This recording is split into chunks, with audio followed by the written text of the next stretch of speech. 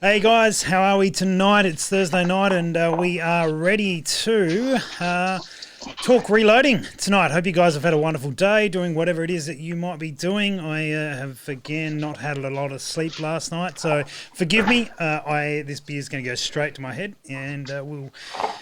hopefully the comedy ensues. Anyway, tonight, Andy Little, Ben Jarrett, both guys have been on the show before. They are going to be on... And they're going to be reloading live while we're doing this show and be going through the processes. Hopefully some of the processes lined up. More hopefully. We also hope that many of the processes don't and that they have different ways of doing things because we'll learn more that way. And also we hope they argue about it. That is really my goal, is to create a big argument between the two of them. In fact, if they never speak again, that's probably really where we want to end up. Isn't it? Division and anyway, right before we get into it, of course, being reloading related, Projectile Warehouse are on board. There's the logo. You can use the code ID Live number 5, ID Live, and the number 5 as a code on the website, and you get 5% off for anyone who is watching this show. So jump in, go do that. That'd be great. Maybe have a little look while you're chatting away, and. The website, new website updates I keep promising for Projectile Warehouse look to be running tomorrow. It is almost there.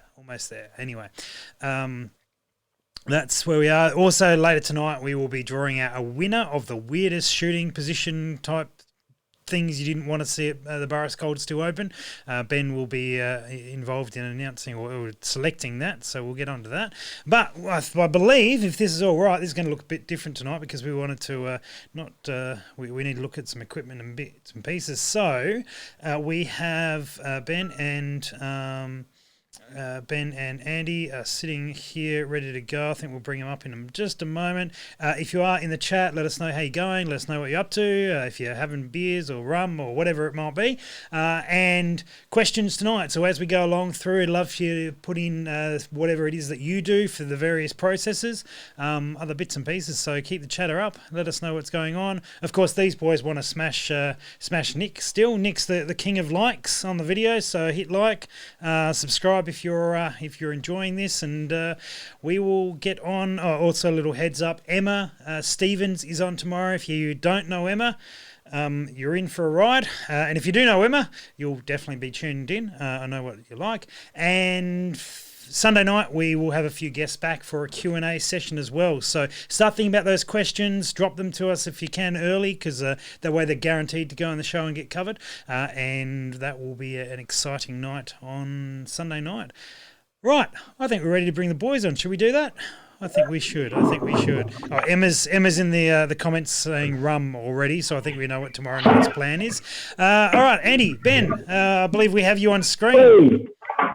Yeah. All right. Cool. How's it sounding? Andy, your audio is average. You remember how bad audio last night, and then it got really good? You're back to the bad audio for some reason.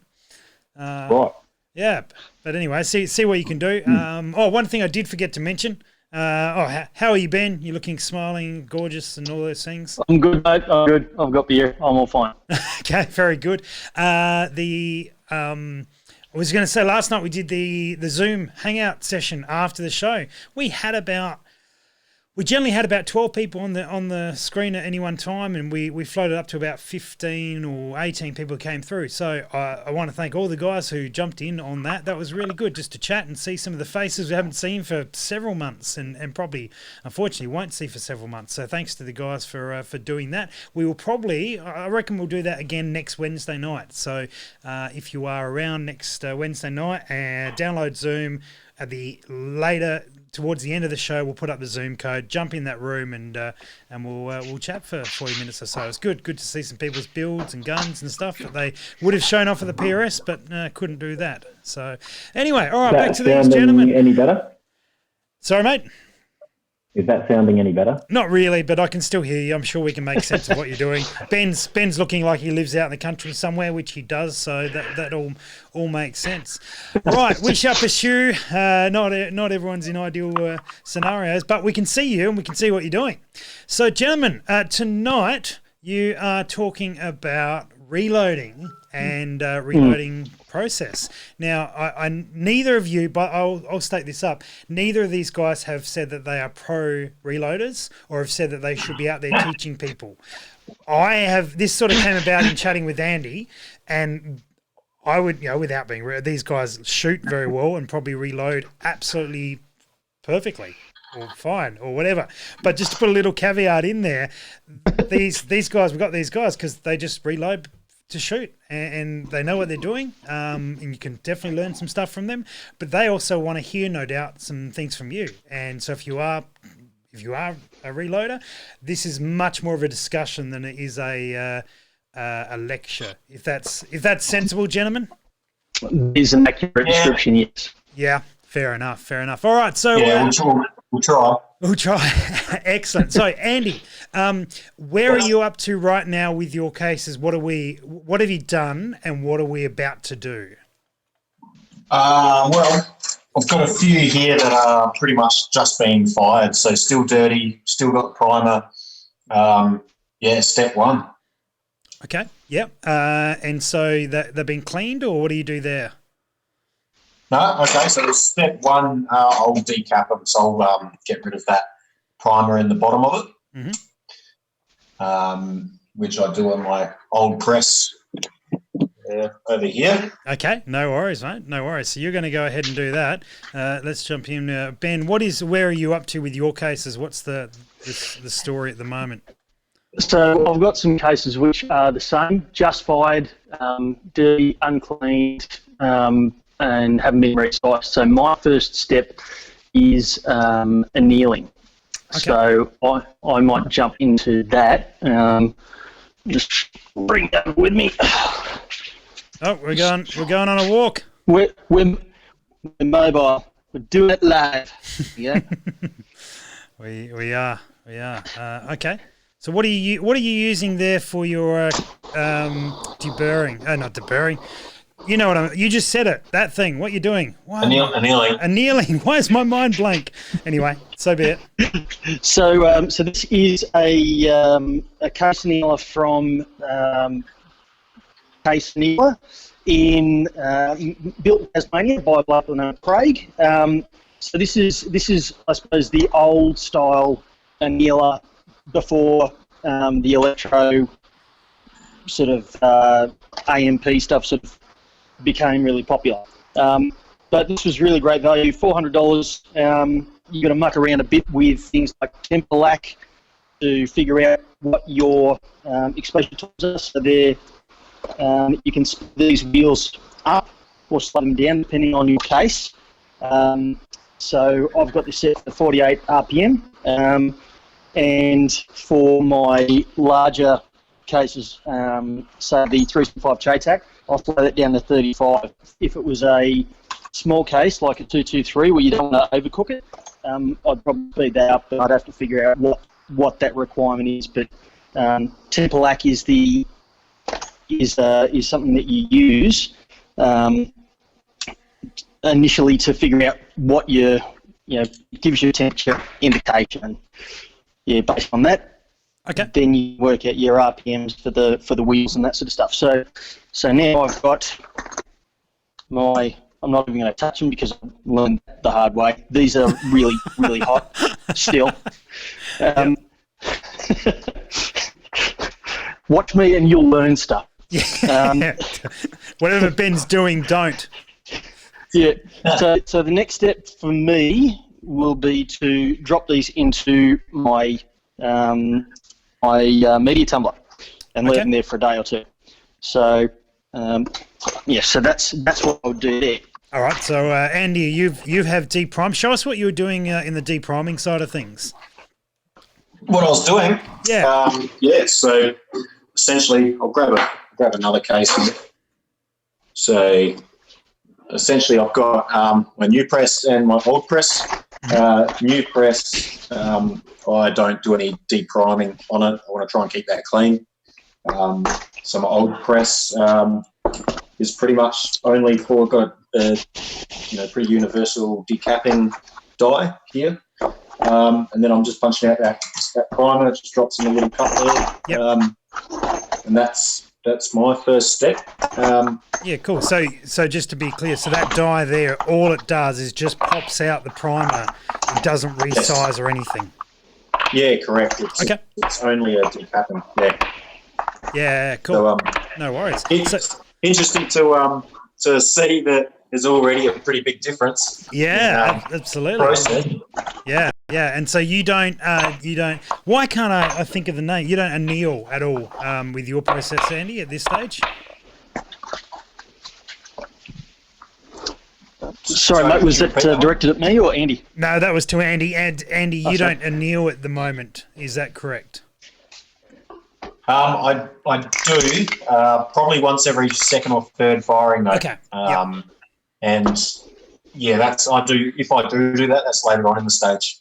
Okay, no problems. Cool. So what's your next point? You now clean your brass. That's the deal as well there? Yeah, so I've got a Lyman. I did start off with a dry media tumbler, like a vibrating one, and now I've changed over to a stainless steel pin wet tumble Lyman one, which works really well. And then after they've been washed and rinsed, and make sure there are no steel pins left in the neck or in the flash hole. I visually inspect each one. I'll then take them over to a food dehydrator. Yep. And these things are really cheap, save a shit ton of time, and it works really well. So they've got different layers. So I can usually get a couple of hundred pieces of 6.5 Creedmoor brass in there, and that only takes a couple of hours to dry them out. Fantastic. Okay. Very good. All right. So how's that audio without the headphones? It's fine from you, mate. Yeah, you're good. Yeah.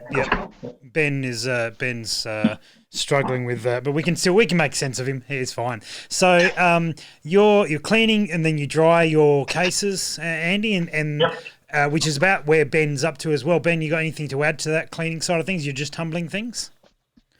Yeah, so I used to run a stainless wet tumbler, and I still have it if anyone's interested in buying it. But I've since gone to dry media tumbling just because of the additional time that it was taking to rinse the brass out, make sure there's no pins in the brass. That's a big one. You don't want that to happen. And I did find that stainless pins did actually stick in the bottom of my some of my cases. Being Hornby brass, found out by accident on a new batch of brass that there was pins stuck sideways in the case and needed to be really dug out. So, and dehydrating that sort of ended up, for me, it was taking a long time. So I just went back to dry media tumbling, pull them out, empty all the core media out of it, make sure all the flash holes are clear, and then I can pretty much put them straight back into the process without having to dry them or anything like that. So, so cool. After I take them out of the tumbler, I then put them in a tray, lube them, and then resize them. And they're really easy to resize. And when they're annealed, they resize really well, and they retain their size. I found that in the past, when I overworked brass, I could resize it, but it would spring back to shape, and then I'd have some rounds that were really hard to chamber. Okay. Because the shoulders would stay bumped out. So so I just they generally resize really, really nicely once they're annealed, which is really great. So, and I'm bumping the shoulders about 0.02 of an inch when I do that. So. Very good. All right. So you're up to resizing. What gear are you running to resize, Ben? So my press is a Hornady lock and load classic. So this was the first reloading press that I bought, and I've got to say it's really good. It's really straightforward, and it works well.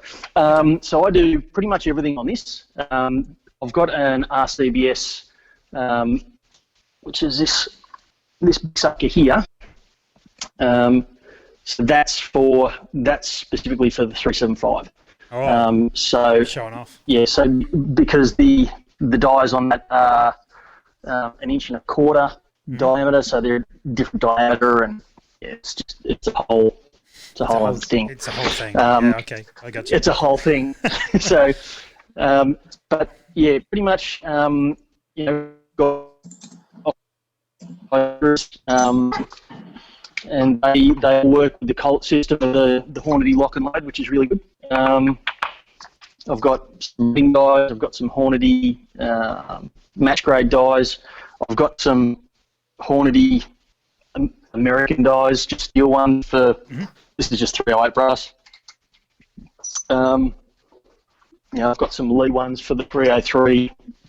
So yeah, I've got a whole swag of different dies. Okay, nice. Andy, what are you running for your resizing? Is resizing your next step? Have you got some surprise for us in this point? Yeah, no, so yeah, it does sort of tie into Ben's process there. So once I've decapped it and cleaned them and dried them, that's when I'll do my annealing if I do it for that round. So I guess it's not a whole heap of difference there in those first few steps. Yep. Yeah, so then resizing, once I got some clean brass, this is clean enough, I guess. I can punch these through. Pretty much I just run the old Hornady one shot. I know a lot of people say bad things about it. I have also tried it's disappeared from me now. Some spray. But yeah, so I'll run the one shot, and then I am using a full length die, a Reading 65 full length, not that one, this one. And yeah, just bumping the shoulder back. 2 to 2.5 thou. And I'm using my recently purchased Frankfurt Arsenal press, so that's working really, really well for me. Nice. So let's have a look here, full length. So that just slides straight in there. Obviously, it's already been set up for the correct distance and everything. It's really smooth. Good leverage, and yeah, that's pretty much what I'm up to now. So. Awesome. All right. So, guys, I'm going to jump in the chat here and just have a little look at if there's any questions or thoughts on sort of the process so far, which is mostly cleaning, a little bit of annealing. Just going to drop the audio down while these boys go through their process here. So, see if I can find someone's got stuck into the bourbon already. There is what else have we got? I can't read this far. I'm so tired. I'm so tired. All right, let's do here. Ben, any advice for appearing on a podcast? Do you have to just drink some quality coffee? That's probably Ironside related. Do you guys neck turn your cases? Do either of you lads neck turn at all? Oh, Ben's dropped the camera. No neck turning? The only stuff I've neck turned or had neck turned is 375 brass, because the neck was tight. For everything else, straight out of the packet, don't neck turn it. I'm sure there's F-class shooters out there that are screaming and telling us that we're doing it wrong right now and yelling at their computer screen. But for the most part, if it shoots one whole group, what would you put in the effort? And I think that's one thing where we see a lot of variation. We see a bunch of variation in the processes between different disciplines, because what's important for one may not be as important for another. Back on, we're still going through case prep, so we'll come back to some of those other questions. I think guys are just getting stuck into each other on the chat, which is in a good way. Progressive presses. Neither of you guys are running progressive presses. Any thoughts on that, Andy? Have you ever looked into that? No, not something you're doing.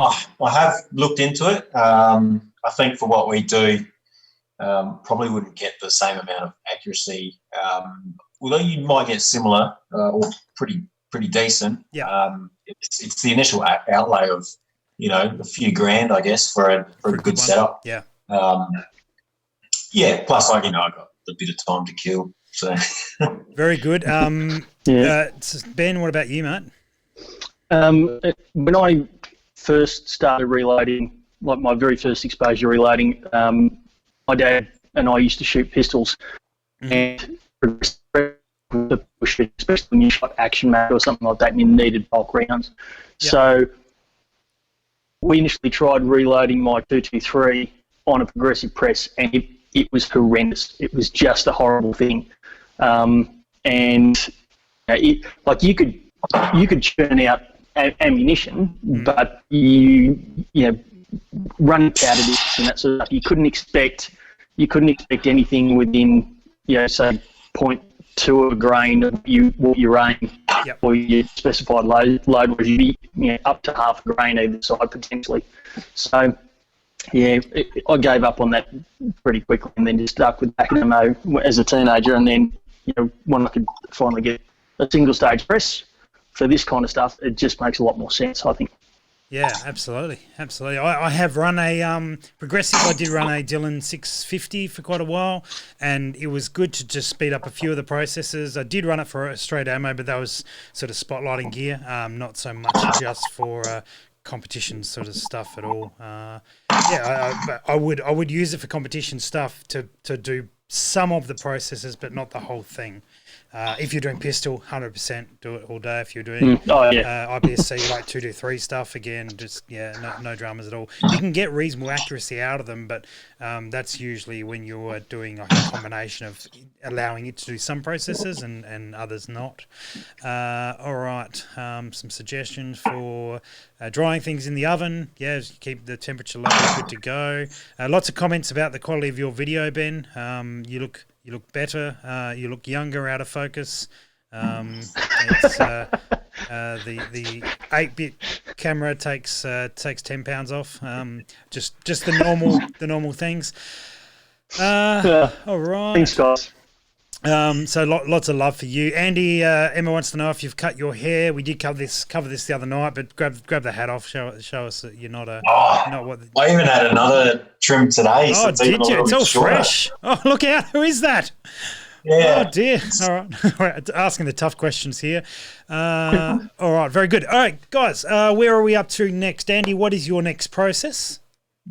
All right. So, if this was a new brass, obviously I wouldn't have done the cleaning or the decapping, but now would be the time that I would uniform the primer pocket and deburr the flash hole. Yep, Ben, we just did a redial and you're looking better already, mate. We'll see how long it lasts out in the glorious Western New South Wales world. What about you, mate? What's next on for you? So Andy mentioned that he deburrs flash holes. Yes. We had a question on that, but we're going to cover it automatically anyway. Yeah. I deburr flash holes too. That's generally the first thing I do when if I'm either taking brass out of the packet or it's the first time I've loaded it. The next thing for me is going to be chamfering the case neck. So I've got a little, hang on, I'll just bring this in closer. So this is the quantity case fancy station. Yep. So that's the, and everyone's going to love this video because this is. Oh, that's a great nice and sound. Squeaky. Okay, cool. Yeah. So you're just putting a little edge on or taking the edge off, I guess, on the inside and outside of the case. Yeah, just when you're shooting projectiles and stuff, just stops a bit of galling and that kind of thing. Yep. Makes life easier. So so that's the next stage for me, and then after that, I'm into priming. Yeah, cool. All right. So Andy, what are you up to? What gear are you running for some of that stuff? Yeah, so obviously I'm lucky enough to borrow someone's case prep station here. Do you know, if you hadn't mentioned that, I was looking at going, that looks really familiar. Must have sold it to Andy. I don't remember it, but okay.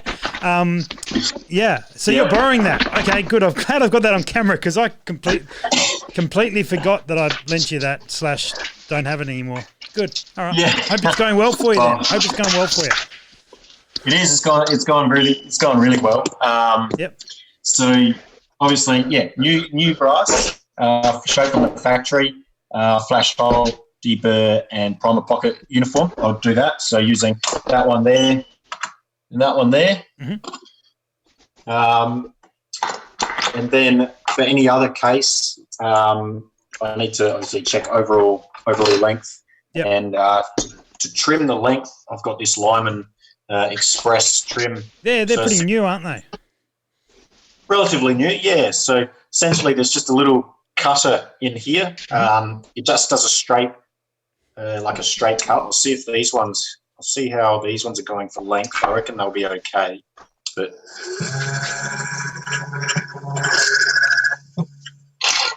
so it's this. Yep. So that process is pretty quick. It's taken a little bit off of them, just a touch. Cool. And then from there, I would deburr and chamfer these necks, and then finally run it over just that brush just to get out any crap left on the neck. Yeah, cool, man. Cool. Good stuff. Yeah. All right, we're getting hammered with questions, so we're going to come across to this. This episode might end up being a little longer. All right. So I thought annealing doesn't start till 400 degrees. Ben, what have you found with your Templac stuff? What sort of temperature are you doing? I'll look from memory. I'd have to have a look around this Templac and find out what the temperature was. So it's from memory, I think it was 350 degree Templac, and you've got to burn it all. Okay. So that's yeah. Yep. No problems. Off the top of my head, without sticking my hand in there, it's not exact. It's not exact. It's not exact. There is actually a question a little bit further down here from Matt about what is annealing. Either one of you guys want to take that, or do you want me to? I'll let you do that one. Okay. Yeah, I guess it's just getting it really hot and heating it up to the point just before it melts. Perfect. I think the idea, Matt, is that it's designed to sort of soften the brass work hardens, and so the more you work it, the harder it gets, the more brittle I guess it can get. And so just by heating it up, you soften it back off, and that will hopefully give you some more life. Now, some guys will do that every single time. Some guys, as Andy said, he does it every 2 or 3 times. I was doing it probably every second, maybe third as well, and just it certainly I saw it get a lot more life out of the brass for me, and consistency was beneficial as well. Do either of you guys weigh your cases at all, like by batching them at all? No, I don't. Spend too much time getting down to that, because I guess the type of shooting we're doing, once you're on a barricade and you're wobbling all over the target, trying to get that little advantage. Yeah. For the amount of time spent doing that, I can't see the benefit. But just quickly back onto the annealing side of it. Sure. I didn't used to anneal, and I was coming up to brass that was 5-6 firings, and I was finding that some would seat the projectiles really easy, and some were quite firm. And I noticed as that happened, my standard deviations blew out. So obviously you got different neck tension, and after heating up the necks, getting them all back even, my SDs dropped straight back down again, and they felt more consistent while you're loading. But yeah, Yeah. Okay. Nice, man. Nice. I'm gonna take one more question. We'll then continue on with the process. We could probably sit and do questions all night, but that's what Sunday night is for. Perhaps a few of them are going to be reloading focused. So how? What was the question I was going to go for? Do you full length size or neck size, and why? Ben, what are you running at the moment? Are you full length sizing or neck sizing, or do you do both? What's your go to? Oh, look, I normally just full length size everything. I don't have a drama with it because I know how much I'm working the brass. So I will measure the shoulder of my 5 cases, and then I will take tooth out off that, and then when I'll to be tooth out off the 5 case length at the shoulder. So yep, you're about two thou off the 5 length. Your audio dropped a little bit, but you're about 2 thou off the 5 length at the shoulder. Yeah, and that generally means that I'll have no trouble chambering any of my rounds, and I'm not overworking with it, so I'm pretty happy. Yeah, cool. Andy, what about you, mate? Full length, neck size, what do you do? I use a full length die, but just set it up just a touch, just to bump the shoulder. I don't full length all the way back to Sammy specs or whatever that die is. Down to. Yeah, cool. Ben, do you neck size for your 375, or you full length size there as well? No, I full length resize on that too. Okay. Yep. Yeah. So I think who is that question from?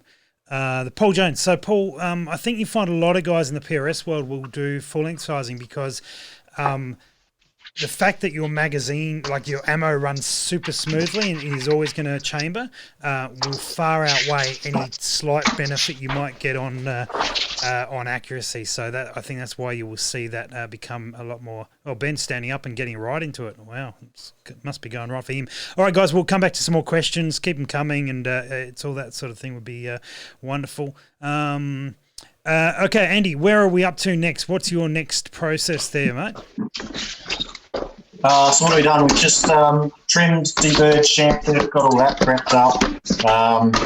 I'll then do another clean through the tumbler, except this time it's without the stainless steel pins, and it's just with a little bit of detergent, and that way just gets off all of the lube and any bits of brass that have worked their way inside or from trimming, bits like that. I find that at the end of tumbling, that rinsing them out is usually little bits and pieces of brass at the bottom of the container. Just essentially just clean them out, and then I'll be priming. Okay. Yeah, very good. That's interesting. You do a second cleaning process. Ben, do you do a second cleaning process at all at this point after resizing to get the lube off? No, and the reason I don't is because I gave you guys a bump steer on what my process was. So after annealing, straight after annealing, I then lube, I then resize, then I do the dry tumbling. So I stuffed that up. Okay. I told you about it. Oh, well, you're human as well. Good to see. Okay, very good. So where do you go from here? So you've resized your cases, you've done some chamfering, deburring, that sort of thing. What's next for you? After everything's resized, chamfered, deburred, it's on to priming. Yep. So that's pretty much the stage I'm up to now. So so that's it. I use the little hand primer. To do that. It's quick and easy. Yeah, it's quick and easy. Yeah, nice. So, Andy, what did you use for priming? I use my old press, the one that I decap with. I use that for priming, so it's a little bit slow. It's just got that little flip up thing there, and I'll use that because I can get when I do it, wrap my hand around this part here and get some good leverage on it. Yeah, nice. Yeah.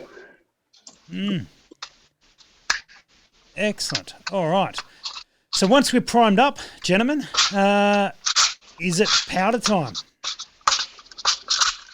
It is, yes. Yeah, okay. So, Ben, what do you use to dispense your powder? So I am using an RCBS Chargemaster Lite. Okay, yep. Actually, do I spy one of those on your bench as well, Andy? You guys using the same one? We are, yep. Very good. Hang on, I've been on the chat a bit behind you. Too busy I, socialising. Rusty, to answer the earlier question, Tempelac. I don't know if you can see that, 399 degrees. So, Okay, so your is correct. 400 degrees Celsius is the temperature which. yeah, cool. So someone there was a comment question from someone who was watching. So well done, mate. You from Ben. Good name, I guess, Ben. Yeah, it's just 400 degrees. It's got to have something to do with it. Got to have something to do with it. Yeah, good. There's a question there from Dylan. Dylan, about do you guys have Facebook pages or YouTube pages or anything along those lines? Let's try. Yeah, Andy, where can people find you? We're not wrapping up yet, by the way. I just thought we'd do a little plug. Yeah. So I've got an Instagram page. It's called Gorgeous Shooter at Gorgeous Shooter. Yeah. Is that right? Andy Little PRS Yep. is my Instagram. And then my Facebook is A Little Precision Rifle. Yeah, nicely done. And Ben, you can find Ben on the Long Gun Project, both on Instagram and YouTube. So go find them, go check them out, go subscribe now. Make sure you subscribe here. Also, we need a few more. We've actually got the most watches we've ever had during one of these broadcasts, which is awesome. So thanks for sharing the word, guys. But we want to smash Nick's show, so hit like. And we'll see if we can get through. I think Nick's was 28 and we're sitting on 17 at the moment. So we don't need too many more. If you guys are happy to try and smash Nick Halliwell's record, I didn't realise I can like our own video. So how's that? Well done. Oh, well. I'm out in the shed. I can't even find anything to like this on. I like the fact that you're in the shed, Ben. I like the fact that you're in the shed. All right, very good. So back to reloading. We're up to charge and powder? Yes, is that what we're doing? We are. Andy, go for it, mate. Tell us what you're doing. All right, well, 6.5 Creedmoor running 140 grain LDM. I'm running them quite hot. I'm doing 44 grains of AR 2209, which is getting up there. And she just trickles away, does its thing, and makes it pretty easy. Mm-hmm. Yep. Yeah, very good. And I know that the RCBS lights have had some issues, like quite a few have gone back, particularly early days. You guys have had them working really well for you? Yeah. Okay. Yeah, I find with mine, it's more consistent with a full hopper. And I'm surprised it's actually throwing pretty well here because as Bronte has told everyone on the podcast, when you've got interference with fluoros and transformers for other bits and pieces around the place, they tend to play up. But like I've got a fluoro line above me here. I've got the laptop. I've got all this stuff plugged in, and it's going all right. So. Yeah. Yeah. This time is going to be rubbish. Yeah. Yeah, I can see you guys are sort of pushing through it a little bit. So that's the thing. There is no way in the hour-ish we have tonight to be able to cover all the aspects, Andy, of reloading. There are just way too much that happens in the reloading side of things. But we wanted to give people a bit of an overview of what you two guys doing it. The good news is, for those who are regulars to watch this, thinking about making Thursday night the dedicated reloading focus night. So if you think that's good, let us know if you want to do something like an episode on reloading every week. Thought that might be good. Anyway, good. Yeah, I thought I'd just say, like, in terms of an efficiency sort of thing when you're reloading, obviously I don't just sit here and wait for that to trickle and do its thing and then whatever. or usually as that's throwing the previous case, I'm seeding a bullet, and the timing works out pretty smooth, and you're not wasting much time. So it's pretty quick doing that. Yeah, nice, mate. Nice. I'm just having a little look through. We've got guys who are using beam scales by guys who are using all sorts of setups, which is excellent. Trickling up. So yeah, there's all sorts of methods. So you guys are running the lights, but for those who are not able to, can't afford it, or don't want to put the money into it, which is totally fine, there are beam scales where you've just got a little beam, sort of an old school way of doing it, and a lot of guys will use that and trickle onto the beam scale to get the balance up. Have either of you guys got a trickler on hand, like a manual trickler? I do actually, yeah. Yeah, if you just want to throw that in front of the screen for us, that'd be good. Oh, nice. Broken now. Did you break it? Anyway, so the tricklers, trickler's a good way to do it, and that's what you'll use to sort of put the last little bit of powder in. So some guys will use the powder hopper throwers. So next episode I'll do from inside the shed for me, but drop the there you go. There's Ben's powder trickler. It's a little thing with a tube out of it. There's a little hole in there, and it'll wind around and just put a little bit of powder in. So you might bulk drop like 93% of your load and then just trickle the last little bit just to come up there. That's one way to do it. Some guys will just flip the if you see those sort of hoppers that sit there with a little device down the bottom, you can flick out and it will drop X amounts based on volume. It's not bad, but it's usually like 0.2 of a grain either side, depending on, you can get match grade ones which are much better. So there's all sorts of options for doing that. These guys are both using the same setup. I used to run two dual charge masters and have them offset each other. There are plenty of ways to do it. So I used to just do a manual powder throw and then trickle up onto a little set of digital scales, and that was every bit as accurate as what I'm now. This just saves time, I find. Yep, absolutely. Yeah. Can I just throw in there, if you are using digital scales, I used to do the same thing, throw that initial, the bulk of the charge, and then I had these little battery ones. When you set them up, obviously don't have it on like a mat or anything. You want that on a hard surface. But also I found as the battery drained down, the percentage it was out, changed. So it was giving me varying results. So just be careful of that. If it's a battery one, keep them topped up. Yeah, absolutely. Got lots of questions about like what powders and bits and pieces, guys. I'm going to suggest that that's something you do need to do research on base per cartridge, and probably I think the best place to start with that is the ADI website. You can jump in there, you can check out by cartridge what powder to, that gives you an ideal sort of setup. We will delve into that question a little bit further on a future episode. We won't have time tonight to get into it, but choosing that load is, there's a few things to consider, and then also getting your data from a reliable source like that you know is going to work.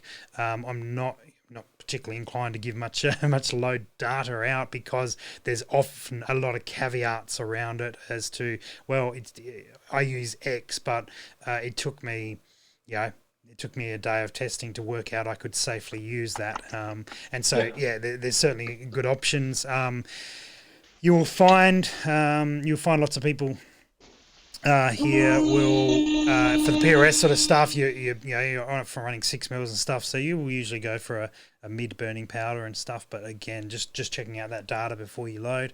Quick load's a good way to do that if you have access to that. We might try and find a quick load expert and go, something's beeping, to do that sort of thing. I do have quick loads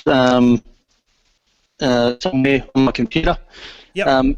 The point you make is a good one, I think, Rusty, is there's people are always happy to share what their load is, but you do have to with caution. Just by changing brass, you can have changing internal volume or something like that. And with Darren and I, we found that we were getting the same velocity with the same projectile with 1.5 gram difference in powder weight in 2209, just because he had Federal brass and I had Hornady brass. Mm-hmm. So just that difference in brand created a huge difference in powder volume to achieve the same velocity out of the same length barrel. So if he was to run my load in his rifle, it was probably going to be super hot. Yep. And would have immediately run into pressure signs. So it is something that you're right. You've got to treat it with caution, because each rifle is different. Yep. Yeah, no, absolutely. That's very timely, Ben, because there's a few questions about brass there.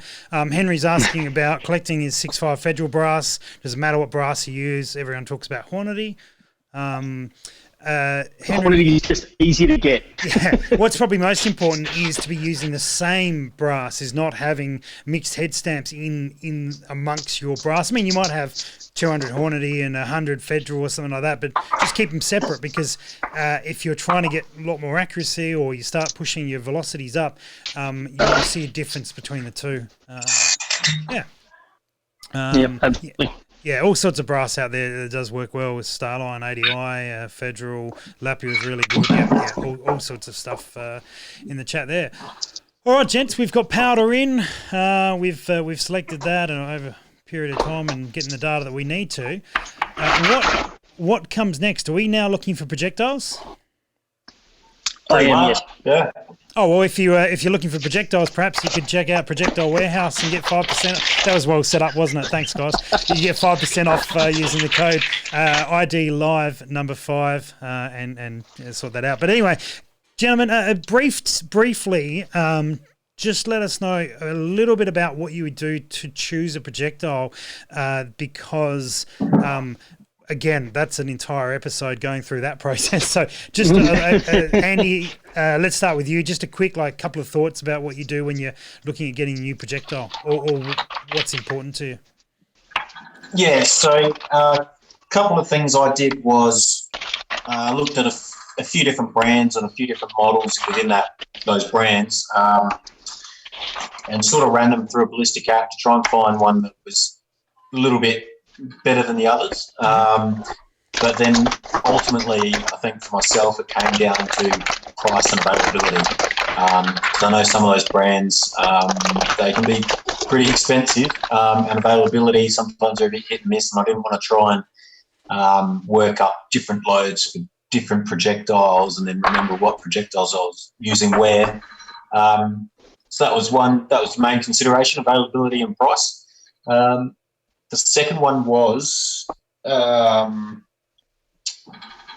overall length that I would have been able to have. I'm restricted with my mag length for overall length. So I wanted a bullet that I could get as close to the lands as possible. And that's where I'm at, running the 140 LDMs at the moment. Yeah, very nice, mate. Yeah, good option. We're just going to get Ben back in here and take his thoughts on that while we try and make the most of a country connection. Ben, what about you, mate, on the projectile side of things? What I generally try and do when selecting a projectile. Apologies. 14 days, mate. 14 days. That's it. Locked away. Quick hang up. So what I try and do is I'll select a projectile based on a couple of factors.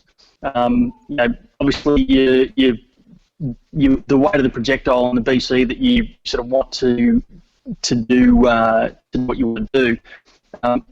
Often I find myself compromising a bit on the BC to get something that is a little bit more forgiving when it comes to things like just the land. So if you've got a projectile like, say, Berger VLD, you've got a CK drive on that, they're going to be really, generally speaking, they're going to be a bit more picky about the jump to the lands. And if you can't get that exact jump to the lands, whether your magazine is too restrictive or whatever, then you're going to tend to have a lot of trouble finding something that works. I I often find myself leaning more towards the tangent O drives and that sort of stuff for a lot of projectiles because I know they're not going to care too much about the seating depth. And if I get something with a tangent O drive or something very similar to that, so for example, Sierra Kings are almost all very close to tangent O drives. I'll seat them anywhere between 30 and 50 thou straight off lanes, no matter what I'm running, and then I'll do a ladder test or something like that on charge weights to find something that shoots. So that's sort of the load development process. I'll select a projectile I know or have confidence that it's not going to be super picky on jump to the land, if that makes sense. Yep. If you've got a rifle that's been built for you, you can obviously pick you can talk the length of the throat and that kind of stuff. You can generally get something made to measure. But for example, I'm just loading this 308 stuff here for a Remington with an internal box mag. So these are just 175 grain Sierra Match Kings. The only thing that would actually make these not shoot is if I put them in backwards. And even then, I don't know. They probably would. But yeah, generally, tangent O drive stuff is really, really easy to get shoot well, I found. Okay. Yeah. Very, very good. So gents, once we have grabbed a projectile of whatever we want from wherever we wanted to get it, the next process is the seating dies, and I'm guessing that's what you were looking at doing, Ben. There, Andy, what seating dies are you running? Seating dice. What have I got? So the dies I'm running are a Reading Deluxe die set. So it's pretty simplistic. It hasn't got the vernier measurements and all that sort of stuff. It's your simple die with the adjustment on top, and I mean it's consistent. So can't argue with that. Yeah, absolutely. Ben, what about yourself, mate? What are you doing? With seating, so this is just a bog standard seating die with no particular sort of micrometer adjustment or anything like that on it. I only had one set of dies that have that. That's my 375 dies. They've got a micrometer on top, but once you've set it to the correct length, you never touch it again. So it's to me, I think that's an unnecessary thing for setting dies. I actually have a set of Reading dies here, which are really great because they use just a hand adjustable thing on top there, so they're really quite quick to adjust. But these are just you just use a shifter and a screwdriver to adjust the depth on these. So sure, it was pretty straightforward. But that's about it. With just going back to bullet selection and that sort of stuff, you actually have reloading packages at Projectile Warehouse, don't you, where you sample pack of like a bunch of different projectiles for one caliber. Is that right, Rusty? They will be returning on the site with a new website coming up. So over the next probably few weeks, another month or so, we'll start seeing them reintroduced, where you can buy nice 6.5 PRS or long range pack or something, and it'll have sort of produce that we've chosen for that specific stuff. Yes. Excellent.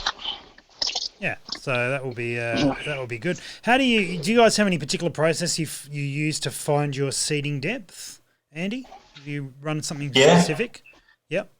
Yeah. So seating depth, there's two ways that I've done it. A lot of people might have seen this way using the I've forgotten the technical term, but the Hornady seating depth gauge. Let's go with that. Perfect. I think that's the official name for it, man. Well done. I can tell you this, Andy. The product code is C1000, but I don't remember the name of it anyway. Yeah, I'm being useful here. So So if people aren't familiar with it, you buy this rod that's got an adjustable plastic insert. You then buy your case. So for me, 65 Creedmoor case. You can make your own if you've got some sort of wildcat, but you'll have to make sure you drill and tap those threads correctly. You then place your bullet in there, and then with that internal stem, it will change the depth. Mm-hmm. So take your bolt out, put it in the rifle, very lightly push that up until you feel it stop. So let's say it stops there in the chamber, and then you can use your vernier calipers with this thing. Let me get that on. Yeah. So this little attachment from Hornady anvil base comes in different sizes to measure from the O drive of the bullet. It's a comparator gauge, that top bit. Yep. That's it. Yep. So whack that on your verniers. Zero that. So let's say the bullet's settled on there. Mm-hmm. You then measure your bullet to base or to head. And for me, that's 57.4. But that's just pulled out of the hat. I'd say at least do that five times and make sure you're getting a relatively consistent reading. Otherwise, sometimes I haven't gotten a consistent reading and I can't really figure out why. Okay. The next option I'll do then is get a fired case. So the next loose, let me find one. So a fired case. So the next loose, I'll then just give it a little push against the desk. That was too much. Anyway. The magic of television. Yeah. We're doing it live. Your accuracy is phenomenal there, Andy. That's it. So at that, it's a snug fit, and that bullet's tight but not overly tight in there. Okay. I'll put it at its max length. Mm-hmm. Just say there, just so it's held in there. So it's a fired case. Primer's not live, just so we're good. I'll then throw that up in there. Now it's a bit. We get the point, mate. We get the point. Understand. Yeah. So do that. Bring it out, and then that should be your overall length, pretty much. That's to the lands there. Yeah. Yeah. And then you wind it back a little bit from there. Yeah, pretty much, because that's been pushed up against your lens. So just drop it back a couple of feet. Yeah. Yeah. Okay. Cool. Ben, are you very similar in your seeing depth discovery process, or do you use something very unique? No, so I did the same thing. Take an average sort of set of readings using the length gauge. Yep. Or the whatever that first gauge thing was, the C1000 product code. So once I've got, say, an average out of 5, that'll be my distance to the lens, and I will then use the O-drive comparator gauge to then use that to set up my seeding die, and I'll it down to 30,000, 50,000, whatever my desired seeding depth is. Yep. And that's pretty much ready to roll. That's it. Yeah. Yep. Cool. Set it and forget it after that. All right, we're gonna we're running out of time here, but we're just going to jump into the some quick questions. Do you check your run out at all on your cases? No, and that's because I don't have a run out gauge. So in my mind, they're straight as. Yeah, straight as your old haircut was. Good. Ben, what about you, mate? Any run out checking or anything? Are we talking in the case, or are we talking in the loaded ammunition? Loaded ammo. Yeah, loaded ammo. Look, I will occasionally check it very sort of early on, but after a while, if I get the sense, out of 50, I'm selecting 3 or 4 or 5 and just checking them randomly. If they're all within, say, 1 or 2 thou run out, I'm not I'm not too worried. Yep. The dyes are pretty consistent, and I'm not going to concern myself with it after that. Yep. No worries. so early on I might, but unless there's a major problem, I won't concern myself with it. Very if good. they're consistent. Paul Jones has got a question. What weight projectiles, heavy or light? Paul, I'm going to answer on behalf of most PRS shooters. Majority of us are probably running the heavier for caliber type projectiles. So in a 6.5, they're often like a 130, 140, 140 plus. In a 308, they're, I don't know, commonly like a 178 plus. 6 mils are usually over 100 grainers.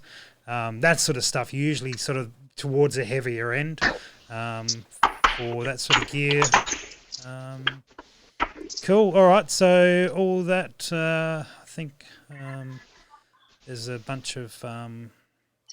it's fantastic to see, guys, that the discussion is going on and there's a lot of inter-discussion on the chat, which is perfect. I mean, you guys are answering questions there, so keep on going with that. That's fantastic. So we've got loaded rounds, gentlemen. We've got loaded rounds. Yes, we do. Fantastic. Yeah, I only made up the 3. Just yeah, that's it. Don't need more than that for what we've done here. Andy, do you want to just quickly rattle off the steps you've taken to get to this point? If you just look around and go through it, see how many you forgot. Yeah, that's it. All right. Well, I'll go with the what previously fired case, the one that I've already flash multi-bird and on a pocket uniform. Yes. So once they've been fired, I'll decap them, then clean them in my stainless steel media tumbler. I will then, what will I do? Resize them. Yep. Or anneal them and then resize them if I'm doing that. Then trim, chamfer, deburr. Then I'll do a clean in the tumbler again without the stainless steel media to get off any lubricant or any little bits of copper, bits of brass stuck in the cases that I can't get out. Mm-hmm. I will then, from there, put in the primer, powder, and then bullet. Okay. That's it. Very good. Ben, what about your process, mate? Just looking around, run us back through the steps you took. All right, in the correct sequence this time. So anneal, resize, tumble, then chamfering of case necks, then priming, then powder, then projectile. That's it. That's pretty much it. So you anneal dirty brass. I do. Okay. Right. The annealer does not mind it dirty. Okay. Well, you've got it trained well It then. sounded sexy when I said it like that, didn't it? Oh, fantastic. Well, gentlemen, thank you very much. I think this is going to be the start of regular reloading. We're just when we talked about doing it on a regular Thursday night of some level of reloading focused discussion. There was a lot of support for that. So, guys, we'll work towards that. We'll keep every maybe Thursday night really focused on reloading. Which is awesome. We're 10 episodes in. I guess we're going to keep on going. Not much else is happening out in the world. So we've got 6 months to kill that. Yes. How many episodes? Oh, I don't want to think about it. All right. That wraps tonight up. We were going to do the giveaway for the weird things, but we're pretty much out of time. We've got other things to move on with, and people have to like. What I do want to say, just as we close out, we are 2 likes off beating Nick for his episode. We are on 27 likes. He was on 28. We're only 2 likes away. So if you happen to be watching right now, smash like. Come on, just 2 more. And then we know that the 2 of you guys combined are better than Nick. However that works. Fantastic. 2 of us. That just needs 2. All right, gentlemen, thank you very much for jumping on. Awesome to see you, and safe travels. We will catch up with you again very shortly. 1 or 2 of you may be joining us for Q&A. We'll see how we go on Sunday. Excellent, guys. Excellent. Guys, thank you for watching, for being involved, for keeping the chatter going. We're sitting on 28 likes. Awesome. And we smashed it through to 30. Take that, Nick. take that. You're gonna have to come back on, and we'll get it back on. Excellent, guys. Thanks so much. Tomorrow night, looking forward to Emma Stevens joining us. She shoots PRS, has done, and interesting story how she got involved with it. Just edged closer and closer to it, and then pretty much fully into it, which is awesome to see. And then Saturday off, need some downtime, and then Sunday night we will be back for a Q&A. So get your questions ready. At some point we will give all the prize out for the weirdest positions. This just buys you another day, I guess, or two. Maybe we'll do it when Ben's on next. Anyway, wonderful, guys. Thanks so much. Stay safe out there. Look after each other, and thanks very much for getting involved. If I find the right image, we'll close the show out. Here you go. Hey, pretty baby.